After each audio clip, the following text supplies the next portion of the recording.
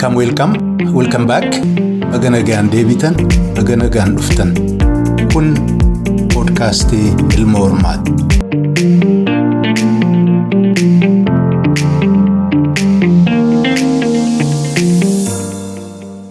Ashama kabajamoo hordoftoota podcastii Ilma Hormaa. Baga nagaan dhuftan, baga nagaan deebitan. Kam jirtu? Nagaadhaa fayyaadhaa jabaattu. Kunooti ammas torban tokkoof extension arganne hinafne deebinee dhufnee jirra. Egaa waan torban kana mul'atte keessaa waan Afrikaa keessaa immoo naannoodhuma Horn of Afrikaa fi East Afrikaa fakkaataarra oduu gaggabaaboo isiniin qooddadha. Kanaaf egaa akkuma aadaa keenya tunan ifatiin jalqabarraa kaasaati amma dhumaatti naa waliin tura kabajaan isin gaafadha. Turtii gaarii. Isiin duraa bakka bu'aan Ankoobaree dantaa jaalaa gama Ameerikaa kana gartuu waliin utubamee guyyaa tokko moo lamaatti turee deebi'eera. Kunoota akkuma argitanuu eenyu Little Rubio jedhee Trump Rubio waliin suuraa kaaniiru haasaa gaggabaabdu.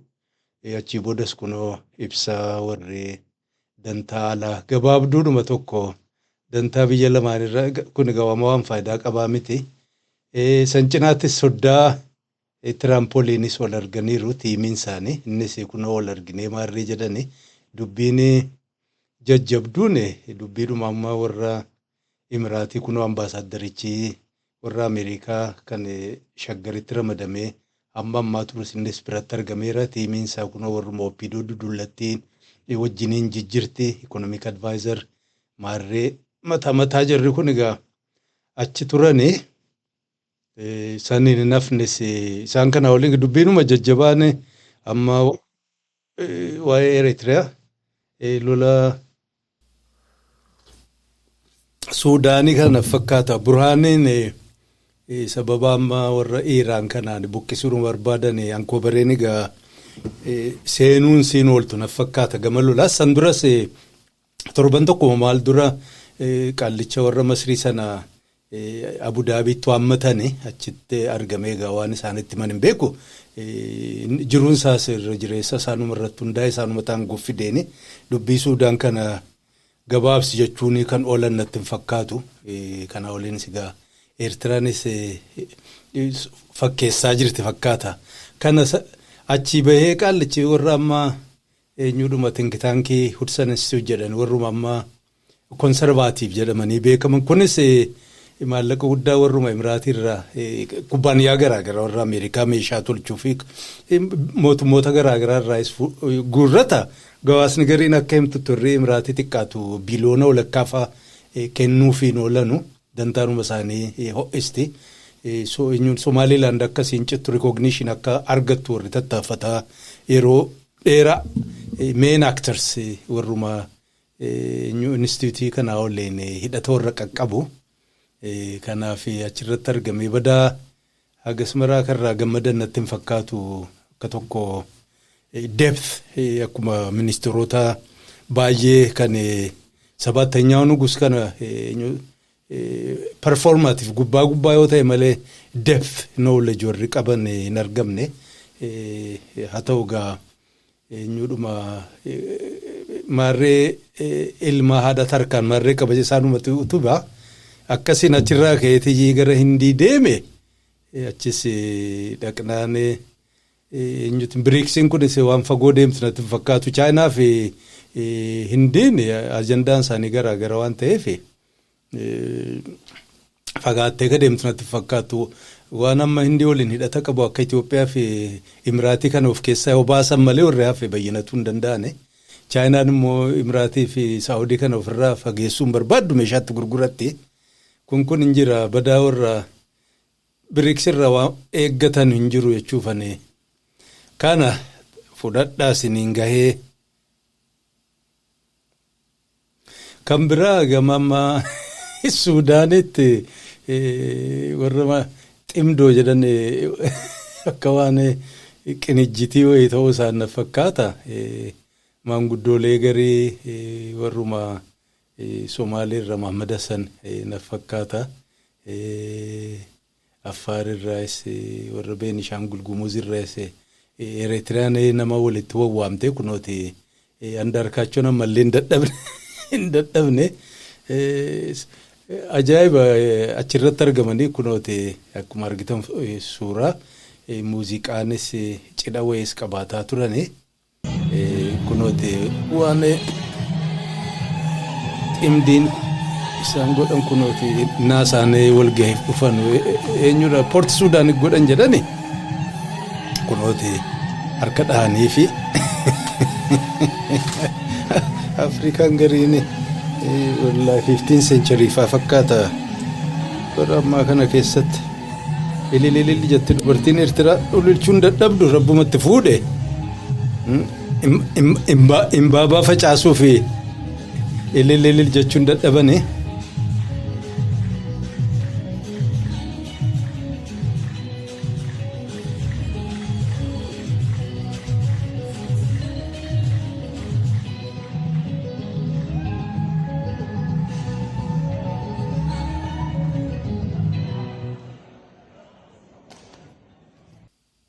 kana sirbas qopheessanii fi kuno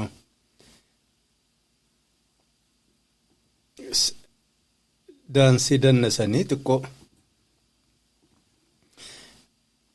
Andaarkaachoon haasaa godhe ሱዳንን በተመለከተ አንድ ቃል መናገር ፈልጋለሁ። የዛሬ 50 ዓመት ገደማ ከትግራይ ተነስቼ በኤርትራ አድርጌ በቃሮራ በኩል ፖርት ሱዳን ነው የገባሁት። የ24 ዓመት ልጅ ነበር። ሱዳን በዛን ወቅት 1 ሚሊዮን ኢትዮጵያዊ ስደተኞች ተቀብላ ያለምንም ማጉረምረም ታስተናግድ ነበር።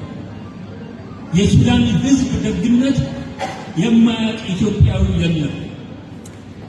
ዛሬ የኢትዮጵያ መንግስት የሱዳንን አገር እንደ አገር ለማፍረስ የሱዳን ሕዝብ ሰላም ለማናጋት የዩናይትድ አረብ ኤሚሬትስ ቅጥረኛ ሆኖ መሳሪያና ተተኳሽ አስተላላፊ ሱዳንን የሚያፈርስ ሰራዊት አሰልጣኝ በመሆኑ የተነሳ የኢትዮጵያ ሕዝብ የሚሰማውን ሐዘን በዚህ ሕዝብ ስም ልገልጽላችሁ እፈልጋለሁ።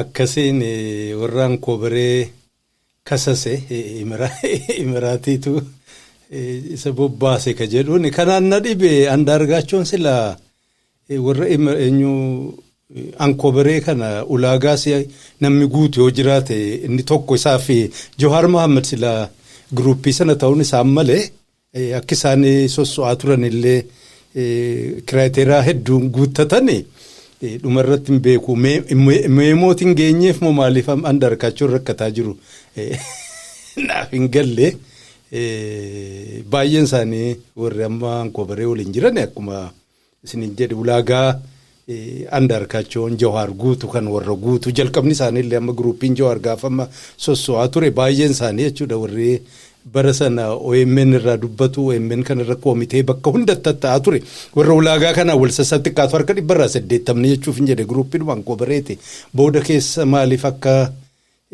adda bahan hin beeku moo taraa keessan eeggatan eeggadhaa jedhanii na fakkaata akkuma gruupii amma Oromoo Deemokiraatik maarree jedhan Leencoo fi Diimaan dirqamatti kennanii eenyuunis Biraanuunis tuunafin jechuu ganna dheeraa pay your dues jedhanii na fakkaata rakkadhaa nama keessan kaadhimadhaa ammaa fi taraan ka warra kanaati deemaa jedhanii na fakkaata kunoo akkasiin itti rakkataa jira xiqqoo kan nama maalalchiisu Port Suudaan keessatti namni Suudaan ofii hin jirtu ciccittee jechuuf hin jedhe bakka meeqa ammaaf hajjennu bakka 3-4 ciccittee lolarra jirtu diigamte kana keessatti achirraa gaba Itoophiyaatti maal fiduuf kan isaan walgahan reflect illee akkamiin goone na dhibaan yeroo garii xiqqoo silaa biyya wayyaa taate isiirraa gargaarsa fudhannee achi bobbaanaan gaarii ofii hin jirtu achirraa maal fidani namni Itoophiyaa kun yeroo garii kaayyoon isaanii isii gabaa gubbaa dubbatan osoo hin taane kan biraa jiraachuu illee mul'isa jechuuf hin jedhe kanas quba qabaadha. Akkasiin wal dhamaasaa jiran abbaa isa kamtu irratti argame hin beeku warra suuraa isaanii isin mul'isa keessaa isintu beeka kamtu bakka bu'aa abbaa akka ta'e eenyuun Profeesar Mahammad Hassan kan warra Ogaadeen sana Andaarkaachoo kanan beeka inni kaan gurbaa warra Gaambeellaa ta'e Beenishaangul eessarraa akkachi wal gahan hin beeku akkas egaa Ankoobere isin kuffisuu qophaa'anii jiran Poorti Suudaan irraa ka'anii isin dhufaa jiran boriftaan immoo warri Ameerikaa Eertiraadhaan jabaadhu jedhani sabaattanyaa nugisii fi Isaayyaas marraa kana qubeelaa olii kaa'u miti wal fuudhuuf walitti heerumuu isaanii hin oolu jarri kun lafatti hafuuf deema uumaa waan faayidaa hin qabne ammoo oduu deemaa jiru quba qabaadhaa jechuufani isinii dhiyeesse kun kana kan biraa Naayiroobiitti warri UN waajjira isaanii babal'isaa jirani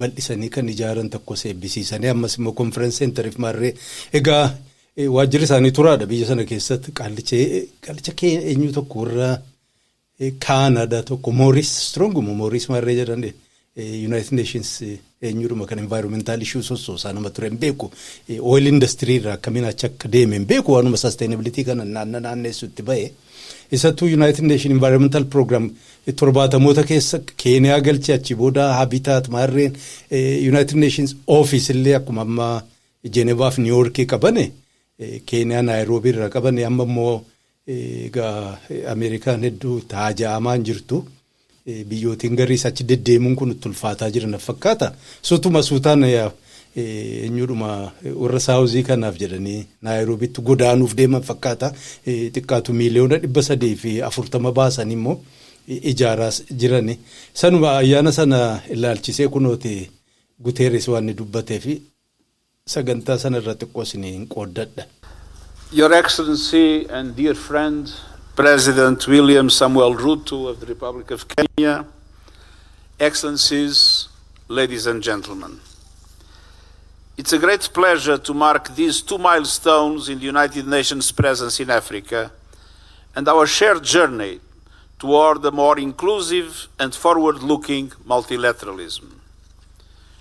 The groundbreaking ceremony for the new Assembly Hall and the inauguration of new office buildings are symbols of our collective ambition, and the reaffirmation of the central role that Africa, and Kenya in particular, play in the life and future of the United Nations.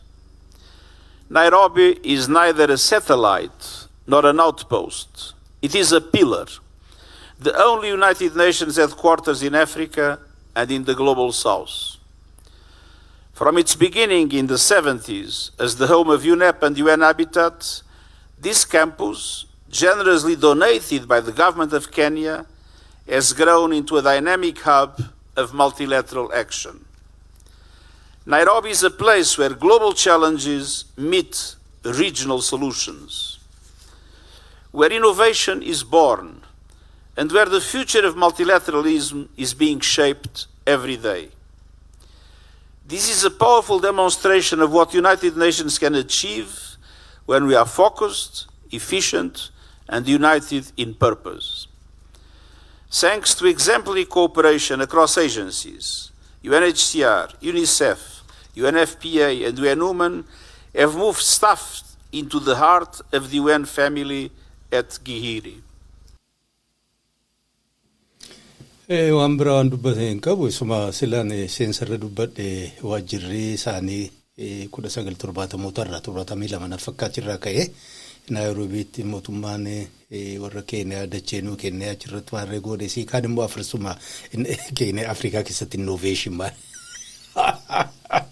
fafaarsuu jira gammachiisuudhumaaf jedhe uummata hayyee kan biraa maal qabda. The expanded conference facilities will add further solar installations, bringing the complex to energy neutrality by 2029. The dry upland forest is also returning to Gigiri. Nearly 3,000 indigenous trees have already been planted alongside the office buildings, and another 3,000 will follow as the conference complex rises. And every building is designed with universal accessibility at its core. Today we also look ahead. In just 2 years, this ground will host world leaders confronting the most pressing issues of our time. They will gather in a new amphitheater carved into African soil and surrounded by the Kenyan forest. It will anchor a modern conference complex with capacity for 9,000 people, welcoming delegates, civil society, and the public. And all of this comes at a time of transformation for our organization. As we mark the 80th anniversary of the United Nations, we are reimagining how we work, how we deliver, how we lead. And we do so recognizing the role of this great continent. Africa is a driver of solutions, a source of innovation, and a voice of moral clarity in our shared pursuit of peace and security, sustainable development, and human rights. Wanti guddaan eenyudhuma structure isaa mooraan waan fakkaatu energy sarraa fida muka bitirki siyaasa inni guddaan conference center isaanii nama hagana ta'u kuma sagal bifa garaa garaatiin qubsiisuu keessummeessuu ka danda'u guddaadha. Ankovereen shaggartuu Africa Diplomatic Center jetteedhuma sirbaa turte gamma xiqqoo torban kana qabbanaa onoortu Keeniyaan qilleensa irraa fudhatteetti na fakkaata. Kun kana fakkaata quba qabaadhaa Keeniyaan gama kaaniin gama dippiloomaasiitiin waan nan qooseenni waan machi ture. Wajjirachi banataniiru dhihaataa jira UN'n egaa UN'n tisunu faayidaa qaba amma booda ka jedhu gaaffii guddaadha sana asirratti waliin rakkisnu amma gabaasuma olii kennina. Kan biraa mootiin warra Faransaay Emmanuel Macron abbootii qorroo Afrikaa Naayiroobiitti kottaa dachaa isin arguun barbaada jennaan akka jirtuun walirra hojjetaa dur warruma francophone kolonii isaanii kan ture warruma afaan Faransaay dubbatu waliin qaban turan erga warri Sahel state ka akkama Nigerii fi Burkinabeen kun faa diddeenaas Raashaan achirraa mul'achuu jalqabnaan egaa warruma hafa immoo ofitti qabachuun Faransa Israa'el warrotini Abu Dhabi maabaruma tokko na fakkaata walumaan tabala qammasu na fakkaata isaaniin walumaan jijjirti gaa waameen achirratti wanta ta'e xiqqoon isin jedha birriin fidee dhufe jedhu biliyoona 20 immoo maal kan hin caalle takka kaachitti argame mootiin Afrikaa tokko nafne kunoo suuraa isaanii asirratti isin tarreessa. Kunooti la akka jiruun tokko nafne Afrikaan bitaa mirga kuno Africa Forward Summit amma dura gabaasaas ni galcheen ture waraanni Faransaayis gaafanni Mombaasaa seenu neeviin isaanii ayyaana kana qopheessuuf akka isaan eenyu qophiirra akka isaan turan si gaggabaaseera kunoo lallaala eenyuun achuma ture akka hiree ta'e namichi UN's warri kaanis maaliif akka IMF's achi jirti Theodros achi jira kan World Health innis fixataa jira na fakkaata gadaa jedhanii sanaanis barasaa jennu gadaa miti gadaan ulfina qaba. Kunooti wali qabeeni kaagaameedha sabattenyaa nugusi tokko nafne kun waraqaatti kennee ambibu jennaan deemachi jedhe sabattenyaa nugusi xinaatiidhaaf hin dhufne.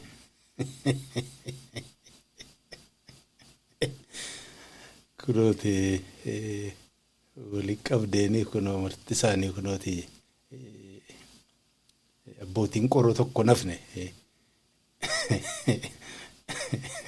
kunooti egaa jara kanatu achi wal gahee sababa sanaan waan qaallechi ruutoon gara dhumarratti dubbiin godhe lamaan tokko interview warra Channel 24 warra Faransaay waliin godhe kaan immoo gaafuma closing ceremony irra dubbate kuno. We leave this summit with a shared understanding that Africa cannot continue to occupy the margins of global financial system while carrying some of the greatest economic potential anywhere in the world. The current global financial architecture continues to impose very high borrowing costs on African economies, constraining development financing, and limiting the ability of our nations to invest at scale for required transformation.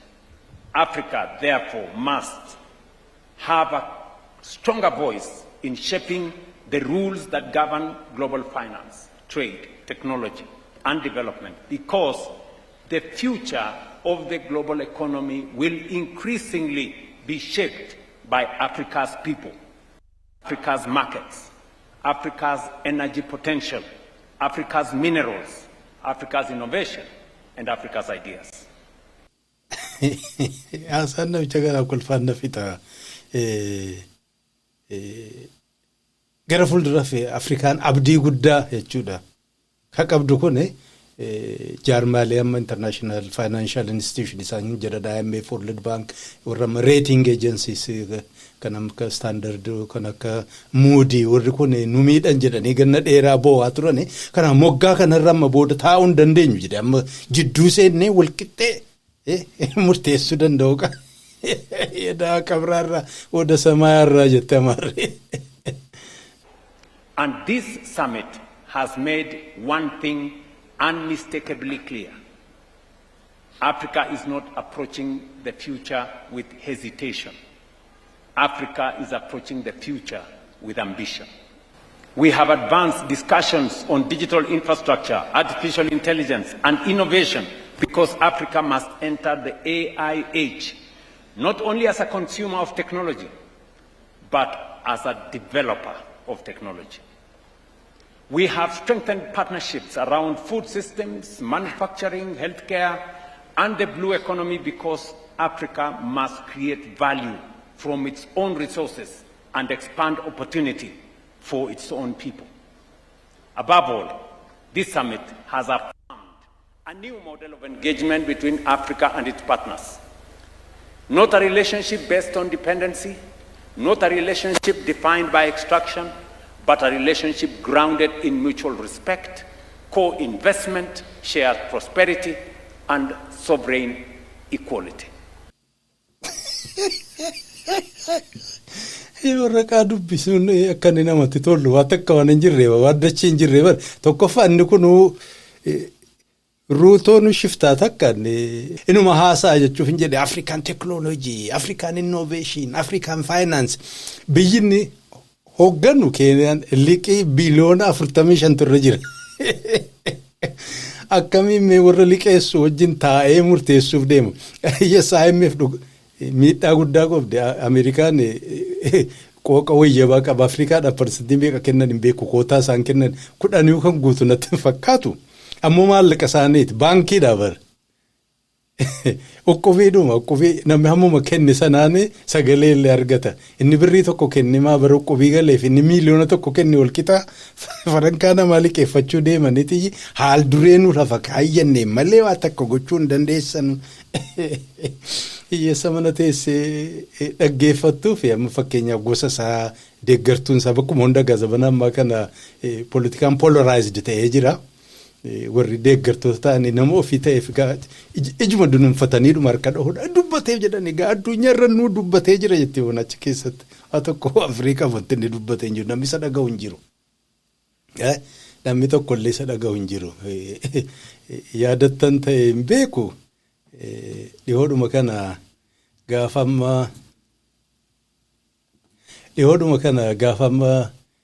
Trump waameen warra Afrikaa akka isaan taa'aa kunooti laala warri kun pireezidaantoota itti aanaa pireezidaantiidha kunoo kasin argitan Obasanjoon illee tunaafin kunooti Uhuruun pireezidaantiin durii jarri kun hundinuu pireezidaantoota walitti qabee ummatuma viizaa kadhachuudhaaf achi ta'e kursii goggogdura kaa'anii bishaan hin jiru waa tokko miizni isaan dura hin jiru gurannootti akkuma loon beektaniiti biyya keenyatti moonaa loonitti naqaniin jara kanatu yugaa moo wal qixa haasofna jedha kunoo loon kun illee moonaa kana keessatti Allah kan biraadhi haafuunti biraa walgaheedhuma amma isaan taa'aa jiran kana matootiin biyya hedduun achirra kan argamte nama tokko Awurooppaa irraa dhufe biyya Faransaayittus hawaame bara. Biyya 30 kan ta'u matootiin biyya 30 achirratti argaman biliyoona 20 fideen dhufe jedhe sana keessaa hagamtu dhugaadhaa hin beekamu.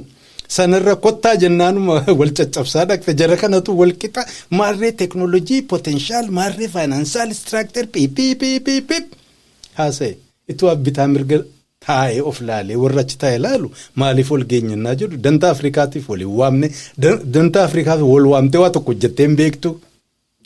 Garuu Faransaachi tokko inni nu barana rabbi isaaf kennu achitti waamuurraa ofii isaatiif dhufe.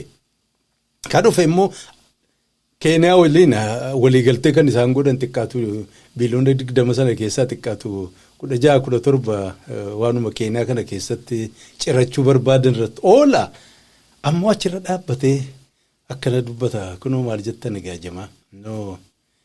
Qaallicha kana warri seenaa isaan beekne fakkeenyaaf sababa amma rabshaa achi warri TV'n warruma Faransaayisiin jedhe France 24 sila maaliin jedhe kaanaliin jedhe no France 24 kun gaaffii godheef waan amma jaanjawid hamteetti waliin maal qabdan hariiroo ka jedhu warri burhaan sikasasanii jedhan warratti amma jaanjawid dagaaloo waliin jirtanii jira addunyaa guutuu beeka bar warqee achiin baasaa turan meeshaatti gurguraa turan laalaa akkanni Ainuun bacootaatu fooyyatti kan ofii qofaa miti kan nu waakkatu waan ajaa'iba warra Imiraatillee qulqulleessuuf deema dhagaa Afrikaa kana. Sudan, the camp of General al-Burhan has accused you of siding with the rapid support forces of General Hemeti. Recently, they came out with a statement saying it was unacceptable that you side with those people. What is your response to them? Why are you siding with the RSF? The siding with RSF is completely untrue.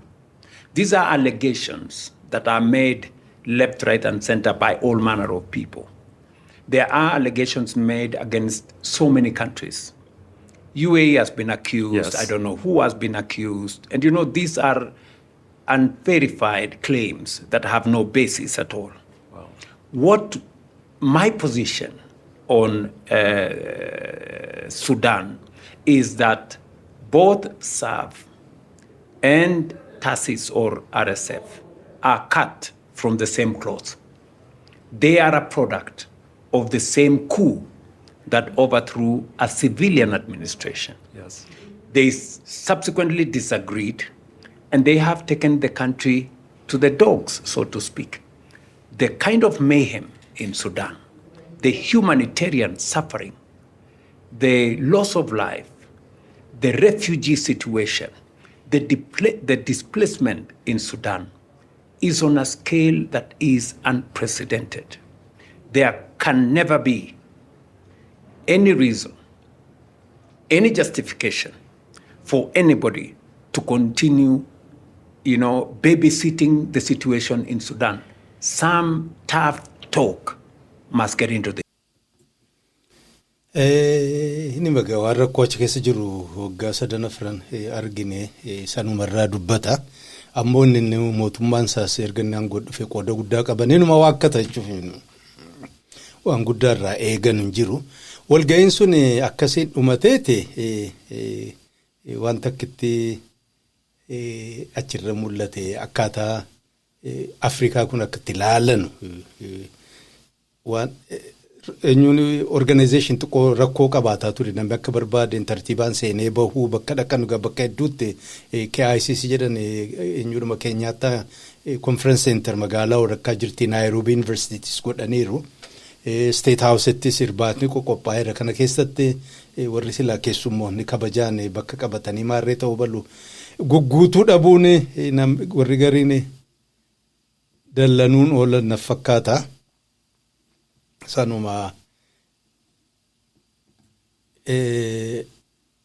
sagantaa tokko gubbaatti warri kunooti creativity emotion maarree emotion jedhanii groupiin garaagaraa Afrikaa fi Faransaay irraa kan dhufan waan hojjetaa jiran innovation technology maarree entrepreneurship amma faashinii amma immoo entrepreneurship jedhanii jijjiiran kanaan dura microfinance jedhanii namichi Bangladesh deddeemaan sun booda kasaaree jennaan neoliberaliin kun tooftaan dhabdammoo entrepreneurship jetteeruma kabarii sanaan gabaa ho'isti isaanii haasaa godhaa jiran laalaa gawaan ta'e hundi keessanuu.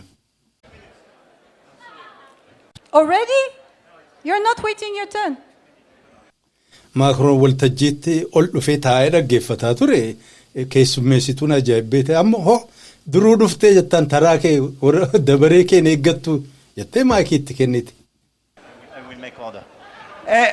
Excuse me, everybody. Hey. I'm sorry, guys, but it's impossible to speak about culture, to have people like that super inspired coming here, making a speech with such a noise. So this is a total lack of respect. So I suggest, if you want to have bilaterals or speak about somebody else, something else, you have bilateral rooms or you go outside. If you want to stay here, we listen to the people. And we play in the same game. Okay? Thank you.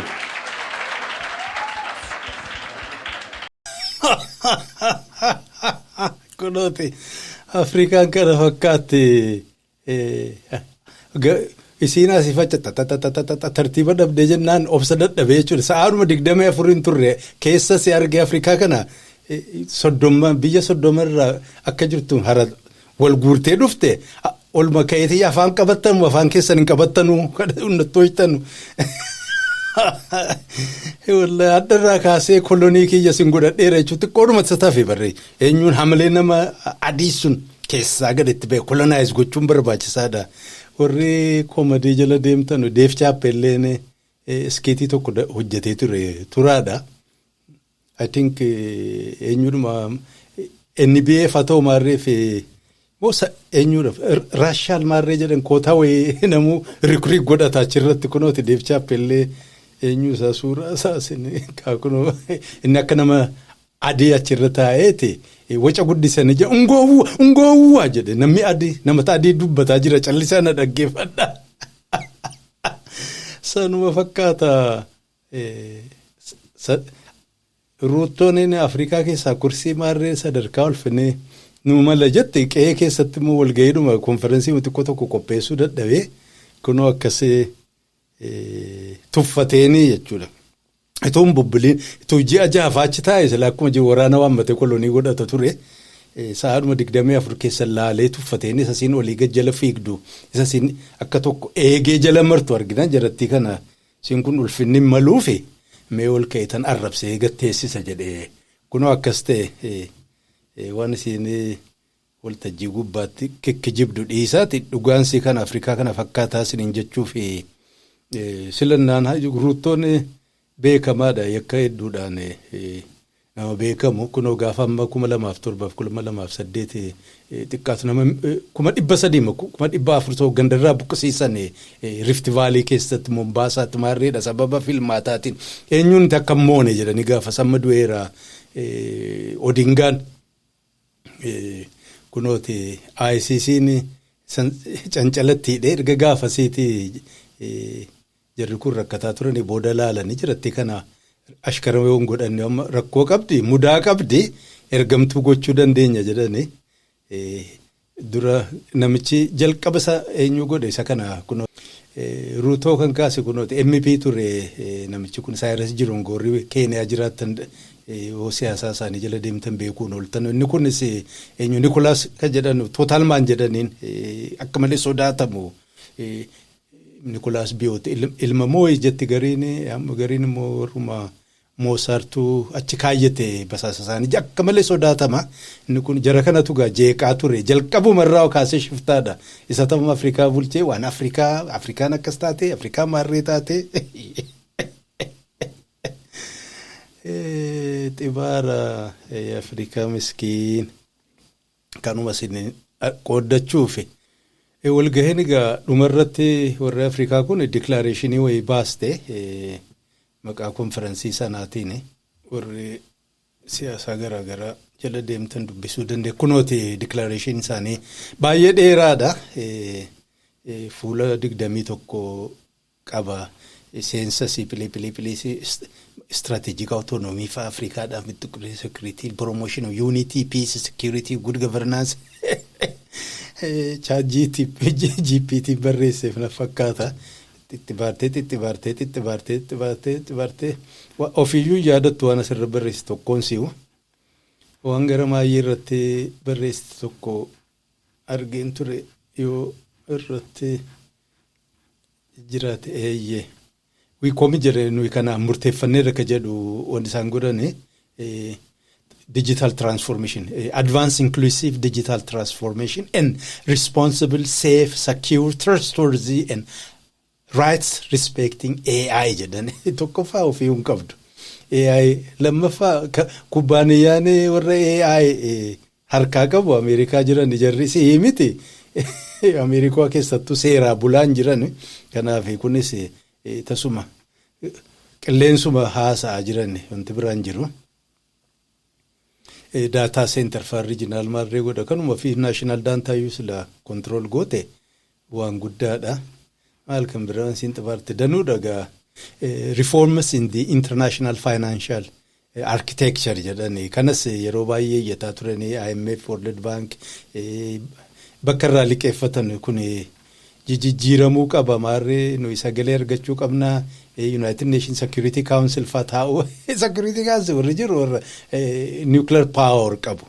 Kabiraadhis walgahii kana gubbaattu warra South Africa iyyuu hin argamne hin dhiibaniin warra Saharaawii jedhaman sana warratti mirga ofiitii qabsaan Moroccoon ofirra hin argamne jennaan hambisaniin South African sababa ammaa warra Gaazaa keessa Filisteemii katee warra Ameerikaa argaasiin barbaadanu kanaaf Keeniyaa bakka buufatan G7 walgahii irratti illee Keeniyaadhuma bakka buufachuuf deeman kana fakkaata gajara kanatu walgaheeti murtii akkana dabarse bultii kana isaanuun arganu yaadatanu qubuma qabaadhaa siniin jechuuf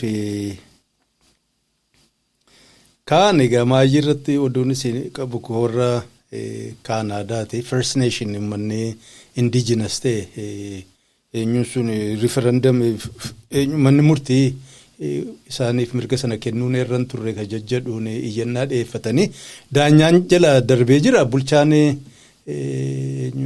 provinces kiflaagerii sanaas lakkii mormii kana murtii kana dura dhaabbanna mallee ol iyyanna jedhanii jiranii itti fufaa jira ammaa fi hojiirran ooluu karaa miti jedhee dhagaa warra achi jirtanu itti fufaa qabsoo keessan jechuufan. Kaane warri Netanyaa'uu fi warri Mossad warra Saawudii fi warratti Imiraatii yisiisuu jirani gaafa lolli deddeemaa ture Iraan waliin gaggeessaa turani eenyuun MBZ'n dhoksaan Netanyaa'uu wal argeera military commanders illee achirratti turan ka jedhuun gad baasan yisiisuu fi lolaa turan warri Imiraatii fi warri Saawudii nu waliin ta'anii Iraaniin tumaa jiran jedhanii ibsa baasanii jennaan iyyuu jirti Imiraatiin nu keessan jirru kunooti afaan Arabaatiin waan isin baafatte kijibaa ololaa nuti lolle militarii maarreen nu biran dhufne maqaa keenya xureessuuf jedhanii maqaan kee aturaa'uti hajooftu kun kanaan hin dhaabbanne warri UK fi warri USA Ameerikaa Koongireesii keessa jiran warri UK keessa immoo NGO'n tokko Fair Square ka jedhamu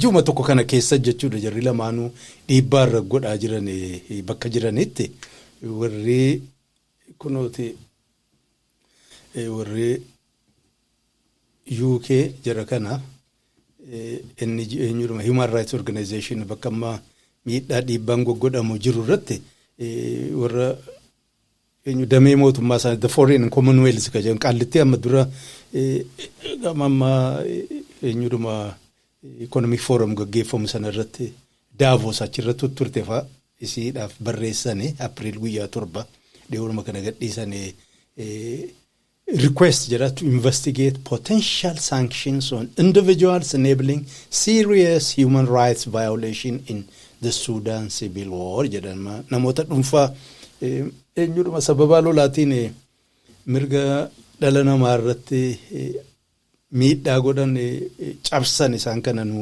aqoratam ka jedhu isaan keessa kan isaan adda baafatani Sheikh Mansour kana Sheikh Mansour UK keessatti investmentii garaagaraa qaban guddaa Manchester City ka jedhamu kilabii sana mataan isaa kanuma isaanii ka dhuunfaadha silaa biyyi sun kanuma isaaniiti kanaaf inni hariiroo qabaa ka jedhu kunooti dubbisuu dandeessa maqaa hospitaala jedhuun achirratti chaadibbanii achi keessaa meeshaa waan hunda isaanii guuraa ture jidduu isaaniillee ka deemaa ture jechuudha isa kana qallichamma dagaaloo jedhamu sanaa fi warra biyyaa jidduu deddeemee waa haala mijeessaa jiru marii isaan gaggeessaa turanillee dhoksaadhaan mootummaan Ameerikaa rikoordi godhee ofirraa qaba kanaaf nuuf haqoratamu jedhamu bal'inaan barreessanii barbaadaa dubbisaa weebsaayitii isaanii irra jira maqaan isaanii warri hubachuu barbaadu kunooti Fair Square jedhamani isaan kun iyyannaa akkasii mootummaan isaanii akka qormaata irra godhu dhiibbaan jalqabamee jira.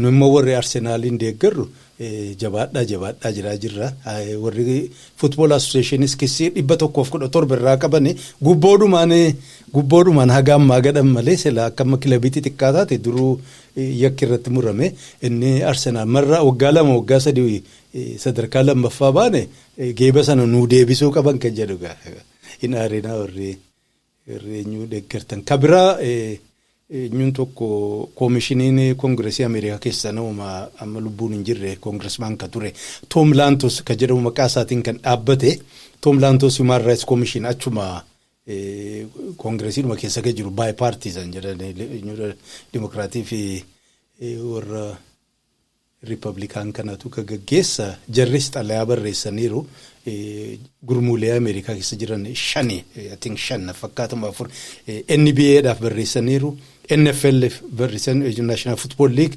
basketball Walt Disney fi Warner and Discovery warra jedhaman kubbaaniyyaa kana barreessan kunooti haalaan looliin xalayaan kun akkuma argitan warra basketball barreeffamanii jirru kun sanuma dubbichi tokkichuma mootummaan warra United Arab Emirates Emiraatiin lolaama genocide achi gaggeeffamaa jiru irratti RSF waliin ta'uudhaan shakkamaa waan jiraniif isin hariiroo isaa waliin qabdan fakkeenyaaf jedhanii amma warra NBA'dhaan Emirati Airlines waliin hariiroo qabdan miidhaa uummata ethnic cleansing Suudaan keessa gaggeeffamaa jiru sababa kanarraan gakkee akka dhaabdanuu of mul'adhaa jedhan kun Emirati Airlines waliin warra immoo NFL'fis barreessan isaaniin immoo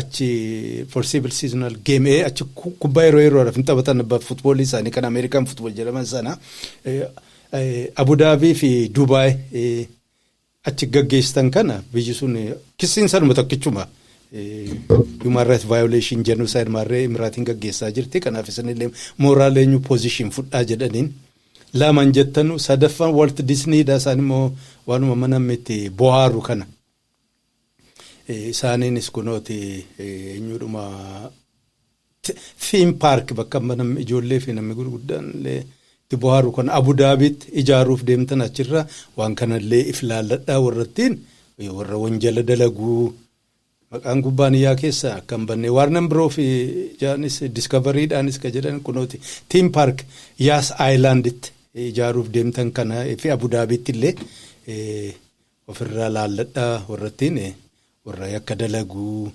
egaa tokkuma tokkoon dhiibbaan itti dhufaa jira halkan takkan jijjiiramni mul'atu ammoo warri ankoo barigaa mootiin keessan indaraaseen keessan karaa karaan dhidhiibamaa jira. Yeroo hundaa'u yakka dalagaa jiraachuu hin danda'amu beekamaadha amma Dubaay namni beekne hin jiru bakkuma yakkaatii warri kiriptoo haati achidha warri diragii warri meeshaa gurguru warri qawwee gurguru yakkamaan guutuun jechuudha maallaqa achi sababa yakkaatiin walitti guurame garri isaa kubbaaniyyaan ijaaramee maqaa jijjiirameeti gara amma biyya Itoophiyaa fakkaattu kana real estate maarree hoteelii ijaaruuf as fidanii bakka gariirratti oduun deemtus booleen mataan isaatiiyyuu amma bakkuma diragii fi yakki garaagaraa tiraanziititti godhu ta'aa jira. Dahaabaaf maarrees numaa'uu bal'inaan Itoophiyaa keessatti bakka biraarraas kan guuramu tiraanziit godha. Kana gaa beekamaadha. Kana fakkaata walumaa galatti wannan jedhuu barbaade keessaa amma walgahii warra Afrikaa Keeniyaatti waamanii mootoliin akka jirtu achi dhaqxee akka argitan maqaan mootummaa jedhamanii maqaan hogganoota jedhamanii maqaan biyya jedhama malee suma dhugaa yoo dubbanne amma biyyi xiqqaadha donno xiqqoo amma warra walgahii sana keessatti argame keessaa Morookoo akka ofiitti biyya jedhamu Gaanaa xiqqoonuma wayyaa jedhee ilaala sadis hattu hedduu Naajeeriyaa Itoophiyaa Rwaandaa Koongoo maarree eenyudhuma ciisanyoota jirre shirri guddii seenee ofitti uwwistee qeesiin naagaltu gootu sana kun argitanitti gaafa isaanii DC dhaqanu mootummaan akka isaan sadarkaa isiinitti jirtu kuma qoshashaachachi taa'e jedhanii gurrannoo attuma loonii waliin qabanii ummata guddiseen wallaalummaatu mataatti akka isaan baadhatan godhe miidhamaanis ummatuma kana warruma amma ergamtuu warra alaa ta'e warri Ankoobaree Shaggardiitu Abudaabii fi Teelaaviiv irraa ergamti ruutoonis amma qaallittiidhuma warra Ameerikaattu jaara sana ambaasada godhadee achi turte sana Maargareet maal jedhan waa jedhamte siifaatu kofoo ofii jala qabee dhoksaanii ture warri Imiraatis hin ergatanii Musaveeniin ka argitanu qaallichi Ruwaandaa jalqabuma kaampiinuma baqataa keessaa kaasanii waraana eenyutti Museveenii dabalanii achi booda eenyudhuma Koongoo sana zarafuuf warra barbaade tolchoonni maanaa qabuun qabu kun hundinuu eenyu tolkaasuu jettan isa uummata gaa uummanni ammallee sadarkaa gosaa gandaa fi naannoo irraa hin guddanne tokko qabatanii sakaaniin miidhan waan hatanii fidan waan biyya raachisiisan keessaa tokkotti darbatanii hayya jedhee jaluma ciisa mataa baadhata mootummaa jechuun bakka itti zarafan bakka itti hatan bakka itti waa nyaatan itti fudhata Afrikaan ittiin nu bilchaan kijiba gaafuma dadhabe gabbaa gartuu tokko waan irraa hatan sana naa nyaatu gammadee mootummaan keenya maarrama Itoophiyaa keessatti kolfan ka himamu ustaazonnis daballee eenyudhuma maal jedhanii faarsee bulaa ta'an maqaa baasanii jiranii warri amma paasters ta'anillee isaanis maqaa jookitti baastee jirti sadarkaa kanarra jira fagoodha jechuufan jedhe sirnaan I don't know gaafas wannumaan stage jedhamtu ka jiraattu na fakkaatu warri maallaqa qabu mootummaarra akka malee guddataa jiran influensii isaa guddataa teknoolojii gurguddaa Afrikaa qabanii daataa hunda ofi guuranii jiranii achi booda to'atuun isaan kan dhibuu miti kanaaf warra amma mormina jetteellee quba walii hoosistuse wanti siin goote yoo jiraate guddaan bakkuma isaanii kana bu'anii ashkarummaa sanaaf dorgomuudha sanaan mirga qaban sabattanyaa nuguso kan gartuun isaa qofti biyya bulchuu mirgan qabu warri kunis biyya bulchuuf hin jedhe dhiifama abbaa qorummaaf jechuufan mirgan qabu ni kaanis abbaa qoroo ta'uu ka barbaadu tattaaffachuun guddaa garuu jijjiirama hundee waan biyya hawaasaaf ta'u sama mootummaan yookaan biyyi jeneraali hawaasa hundee irraa jijjiiree waan wayyaa takkatti baaga jedhu sana manaama sana jala deemuurra waan amantiin kiristaanaaf islaamni jedhu eenyudhuma jannataa fi eenyutu arganna ka jedhanii hawwatan sana deemuutu irra gabaabaadhaaf fakkaata malee Afrikaa keessatti abadan hin jiru. Barritti darbee jira waan namni addunyaan kaan ittiin gargaaramee fixatee keessaa bahu kan akka haaraatti tokko jedhee ittiin deemaa jira sanaaf immoo hawaasa taa'uu hin jiru ilaalcha kiyya aaruu dandeessani maal ta'e illee jechuu dandeessan garuu dhugaan kanuma of malaaluu dandeessan amma isin agarsiiseera warra cimdii jedhee Poort Suudaanitti wal gahe biyya diigamtee jirtu isin uummata wal diigaa jiru sana keessa kaanee maal finnaaf amma kan isaan tattaaffataa jiran namti fayyaa ta'e ilaalee nattaafuun jedhu maal kun jarri kun ofiif hin taane waliif hin taane maal nuu ta'u hin jedhu dunuunfatee dhuma kan ofii qofaan fi isiin aangoorra jirtuchi kunoota akkuma amma eenyuun Macron gaafuma amma fakkeenya isinii hime sana qallichorra Eertiraa maajii gimiraa deemee daaba fudhachuudhaaf callee dooqaa maarree kana guurratee deema marfee qulfii akkuma sana marfee qulfiitti fiffidee dhufee siin kun pireezidaantiidha piraayim ministeerii maarree aangoo qabdii gagammaddee eenyudhuma Mercedes-dhaan maarreedhaan deemti achas deebitee garuu aayidiyaa hun qabu darra guddaan isaanii aayidiyaadhuma amma durallee warri Afrikaa gaggeessaa ture at least deebsi qabaataa turan filoosofiillee qabaataa turan ideologically based warra ta'e warri kun homaan jirtu property managers warra ammaa kun qabeenya namaa tiksuudha hojiin isaanii kana ijaarsis sana ijaarsis kana bansiis naa jedhan hayyeedhuma jettee pir ofiisiitti dooqaatti kaa'anii jiranii bakka fannisaniiru taayitilitti kennaniiru waan garii ka bitamus bitanii fi karaa qopheessanii akkasii fiigaa jirti. Bada waliin miidhinaa jechuuf hin jedhe isaaniif jettanii akka malee samiitti warri waa jalaa funaannataa jirtanii somaamti biyyi hiyyeessa funaannadhaatti hin jiraadha ammoo akka malee waan kun waan samiirraa bu'aan dandeettii adda isaan qaban ittiin fudhatinaa ergamtoota isaan kan Itoophiyaas kan Suudaanis kan Keeniyaas kan Maarrees kan Koongoo Ruwaandaa everywhere wanti faayidaa qabu hin jiru Afrikaan hin beeku waggaa 50 dhaloonni haaraan dhufee daangaa amma faranjiin tolchite waggaa 100 meeqaan dura jidduu jiru kana diigee akka namaatti ijaaramuu qabna yoo jedhe probably gaafas fayyadatu danda'a. Amma ka jiru garuu malee fagoo jira. Hawwiin gaariidha garuu reyaalitii waliin dhiyaachuu danda'u qaba. Hin jiru abbaan fedhe amma resistance gaariidha jechuun miidhaa biyya keessa deemaa jiru Itoophiyaa keessa Sudaan bakka hundatti. Resist gochuun gaariidha. Garuu warri resist godhe furmaata addaa tokko fidan jedhanii hawwachuun addunyaan jirre keessatti hin ta'u sun. Probably warra hawaasa keessa seene karaa biraatiin jijjiiramaa warra keessa argamsiisuuf tattaafatutu wayii bahuu danda'a jedhee yaada malee isin akka durii sana dhakaa darbatanii qawwee dhukaasanii uummata itti baasnaan suni fakkaatu ammoo diddaadhuma gaggeessaa jiranii galateeffachuun gaariidha. Kanuma hadda isiniin qoddachuu barbaade egaa borimmoo fiiginsoo wayiitu jira fakkaata ofii barana fiigaan jiru tokko jilbi tokko na deddidaa jira warra fiiguu wayii tokko harka dhoofan deema. Egaa yoo jiraanne immoo sagantaa taanummoo waan biraa qabannee olii dhufna waan hadhaa kana jalqabarraa kaasee hamma dhumaatti qalbii guutuu waan hordoftani hunda keessan hin galateeffadhaa warra akka haaratti toltajjii kanatti maamila taatan warri waanuma asirratti argamu like subscribe gootanii namaafis daddabarsitanii gabaa kana xiqqoo ho'istaman deemu waan biraa osoo hin taane nama hedduuf qooddachuu keessanii guddaan isin galateeffadhaa naa ga'uudha nagaan